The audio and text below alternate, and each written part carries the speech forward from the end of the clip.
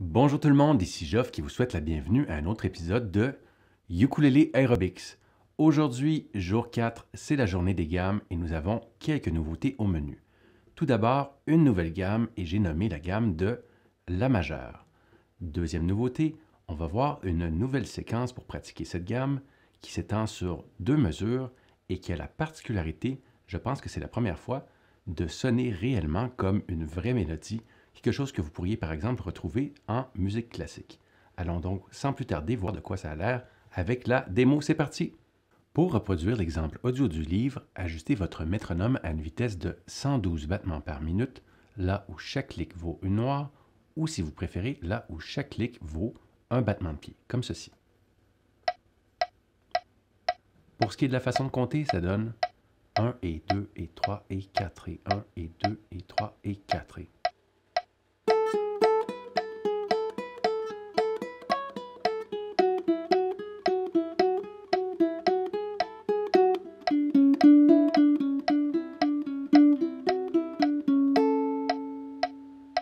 Pour la vitesse réduite, ajustez votre métronome à 56 battements par minute et activez les subdivisions en croche, comme ceci.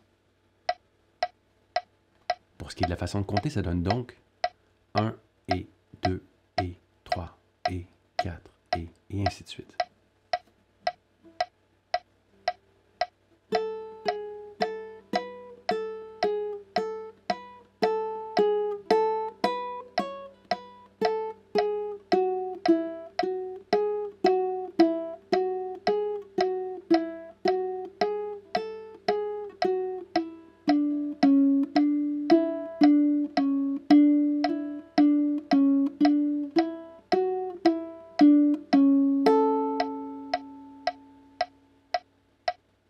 Découpons maintenant cet exercice de gamme en plus petites bouchées, histoire de conserver à la fois le contrôle et la clarté, comme nous en avons déjà discuté hier. Donc, ce que je vous propose, c'est d'y aller une séquence à la fois, c'est-à-dire par bloc de 2 mesures.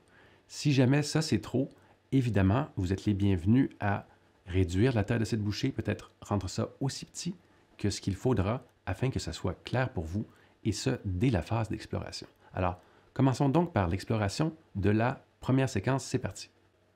Pour la première bouchée, la première chose à faire, c'est de placer votre main qui travaille sur le manche en première position. Alors, premier doigt à la première case, deuxième doigt à la deuxième case, troisième doigt, troisième case et quatrième doigt, quatrième case. De cette façon, par exemple, à toutes les fois où vous aurez à jouer une note qui est à la deuxième case, eh bien, ça sera votre majeur ou, si vous préférez, votre deuxième doigt qui sera en charge de jouer cette note. Ça évite d'avoir à déplacer les mains et surtout, ça couvre toutes les notes de cette gamme. Alors, voyons maintenant le pas à pas de cette première bouchée. Alors, ça commence où? Ça commence avec la première corde à vide, qui est assez facile comme ceci.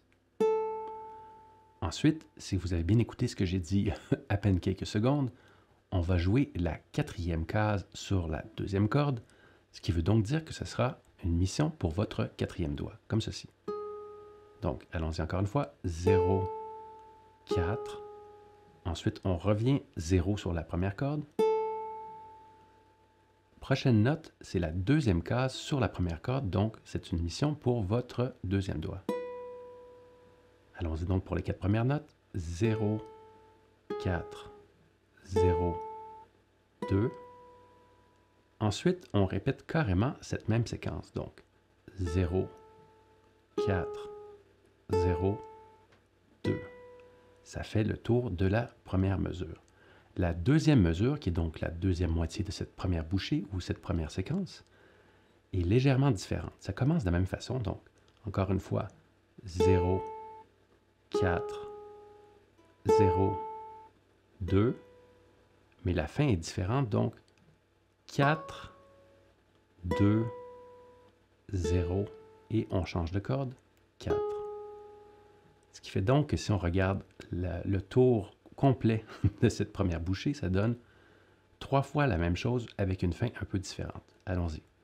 0, 4, 0, 2, on répète, 0, 4, 0, 2, une troisième fois, 0, 4, 0, 2, et la fin étant différente, 4, 2, 0, 4.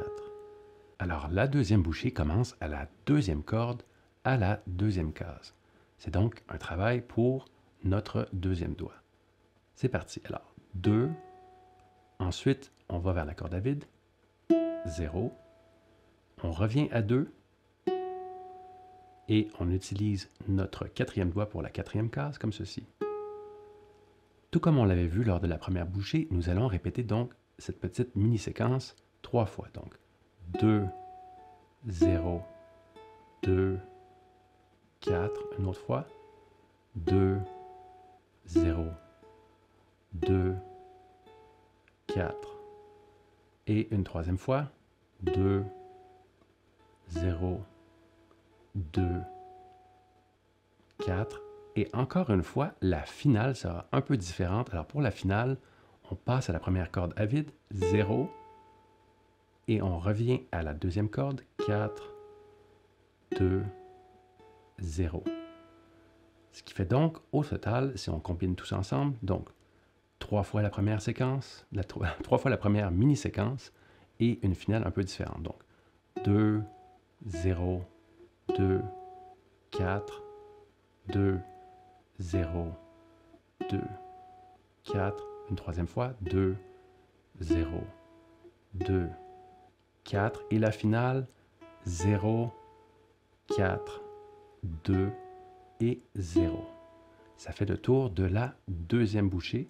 Allons-y pour la dernière bouchée et on va y ajouter la finale parce que c'est juste une note après tout. Alors, troisième bouchée, on commence cette fois-ci sur la troisième corde à la deuxième case avec donc le deuxième doigt. Donc ça fait 2 suivi de 1. Alors à ce moment-ci, c'est préférable de positionner à l'avance son doigt. On a juste besoin de soulever le deuxième doigt. Donc ça donne ceci. 2, 1, on revient à 2, 2, on va jouer la deuxième corde à vide et on répète ça 3 fois. Donc on va y aller 3 fois de suite. 2, 1, 2, 0, une deuxième fois. 2, 1, 2, 0, une troisième fois. 2, 1, 2, 0. Et pour la finale, ça ressemble beaucoup à ce qu'on a fait il y a 2 secondes. On va y aller sur la deuxième corde à la deuxième case. Donc 2, 0, on redescend, 2, 1. Encore une fois, cette dernière section, 2, 0, on redescend, 2, 1. Donc, au total, ça donne 3 fois 2, 1, 2, 0, deuxième fois, troisième fois, et la finale, 2, 0, 2, 1. Et pour conclure, nous allons rejouer la première corde à vide comme ceci. La prochaine étape, sans surprise, sera donc de tenter de jouer 2 bouchées, une après l'autre, et ce, à une vitesse où vous avez le contrôle, ce qui veut donc dire sans métronome pour l'instant, et une vitesse où vous n'avez pas besoin de vous arrêter entre les bouchées, évidemment, mais surtout une vitesse où les erreurs sont relativement peu nombreuses. L'objectif de cette étape est donc d'assembler ces 2 premières bouchées ensemble, et si jamais vous vous rendez compte que vous avez de la difficulté à les assembler, c'est probablement un signe que soit vous jouez un peu trop rapidement, ou encore vous n'avez pas complètement clarifié chacune de ces bouchées individuellement, auquel cas je vous invite soit à ralentir ou à retourner à la bouchée qui vous pose problème. Donc, allons-y pour l'enchaînement sans vitesse, très relax de ces 2 premières bouchées. Fidèle à nos bonnes habitudes, nous allons donc faire tourner en boucle ces 2 premières bouchées jusqu'à ce qu'elles deviennent une seconde nature. Alors, allons-y pour quelques cycles. C'est parti.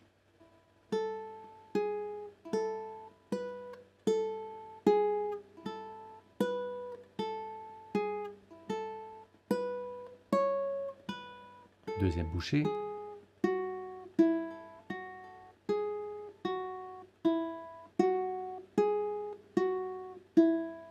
Avec la finale. et on revient.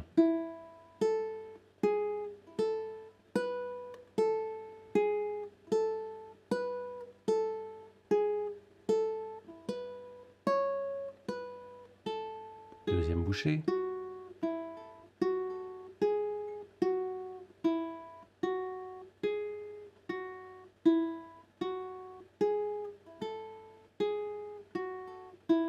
Et ainsi de suite. Évidemment, si c'est nécessaire, n'hésitez pas à ralentir autant qu'il le faudra. Ça peut même avoir l'air de ceci.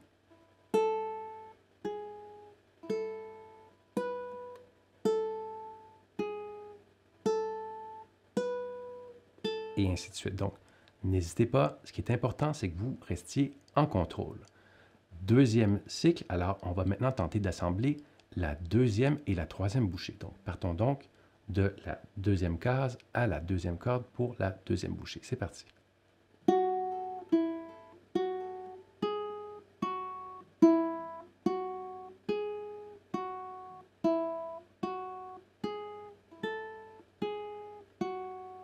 Troisième bouchée.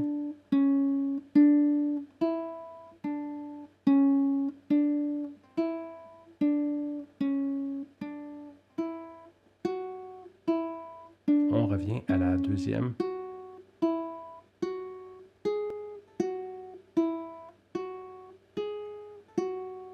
Avec la finale. Et la troisième bouchée.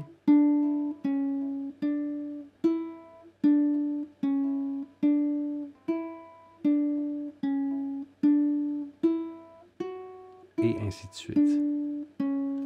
Évidemment, lorsque vous serez à l'aise avec tout ça, devinez ce que vous allez faire. Eh bien, vous allez tenter de faire la même chose, mais avec les trois bouchées.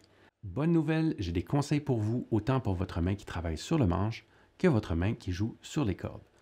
Pour la main qui est sur le manche, si jamais, pour une raison ou une autre, vous n'êtes pas en mesure de jouer en première position parce que votre main est trop petite, parce que votre ukulélé est trop grand, parce que vos étirements ne sont pas au rendez-vous, ou encore que votre main est telle qu'il n'est pas vraiment possible de jouer avec votre petit doigt, alors c'est tout simple. Ce que vous allez faire, c'est déplacer votre main en seconde position, c'est-à-dire avec l'index à la deuxième case, ce qui fait donc que la première mesure, par exemple, aura l'air de ceci. Alors, 0. Pour la quatrième case, nous allons utiliser le troisième doigt comme ceci. On revient à 0. Et là, pour la deuxième case, on va utiliser l'index. Et ainsi de suite pour les bouchées 1 et 2, c'est-à-dire les 4 premières mesures. Lorsque vous arriverez à la troisième bouchée, ce que vous allez avoir besoin de faire, c'est de déplacer le tout pour retourner en première position, histoire de pouvoir jouer le 2, 1 avec les doigts 2 et 1. Évidemment, si jamais vous faisiez tourner toute la gamme en boucle et repartiez au début, ben, il vous faudra retourner donc en seconde position, histoire de reprendre depuis le début en donnant une chance à votre petit doigt qui n'a en fait rien à faire avec cette approche. Donc, c'est un petit truc. Si jamais c'est trop difficile pour vous de tout garder en première position, vous n'avez qu'à tricher légèrement en commençant en seconde position et en vous déplaçant d'une position vers le bas lorsque vous en aurez besoin, c'est-à-dire lors de la troisième séquence ou autrement dit de la troisième bouchée. Parlons maintenant de votre main qui joue sur les cordes. Tel que vous l'avez vu lors de la démo, il est tout à fait possible de jouer cette gamme en utilisant le pouce. Pour ce faire, bien entendu, je vous invite à agripper le ukulélé à un endroit qui est confortable pour vous, histoire de vous donner un point d'ancrage, ce qui maximisera vos chances de succès. Toutefois, petite mise en garde, si vous tentez de jouer cette gamme à pleine vitesse uniquement avec votre pouce, c'est un très grand défi, pas impossible, mais ça va nécessiter quand même pas mal de travail. C'est pourquoi ce que le livre vous recommande plutôt, c'est d'utiliser l'approche avec l'index et le majeur alternés, ou autrement dit, la façon dont les bassistes jouent. Lorsqu'on doit jouer un passage plus rapide, c'est plus commun de jouer de cette façon que de tout se taper avec le pouce, quoique encore une fois, ce n'est pas impossible et ça donne un son quand même légèrement différent. Ça a l'air de ceci.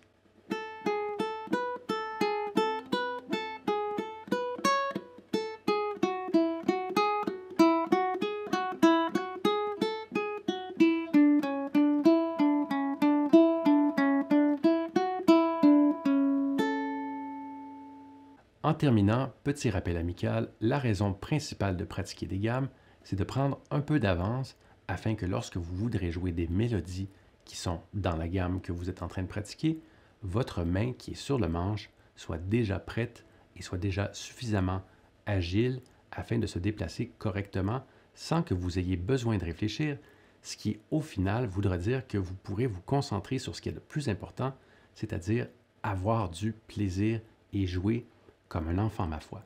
Donc, sur ce, j'espère que vous avez aimé ce cours et je vous souhaite une excellente journée. On se revoit demain pour un autre épisode de Ukulele Aerobics.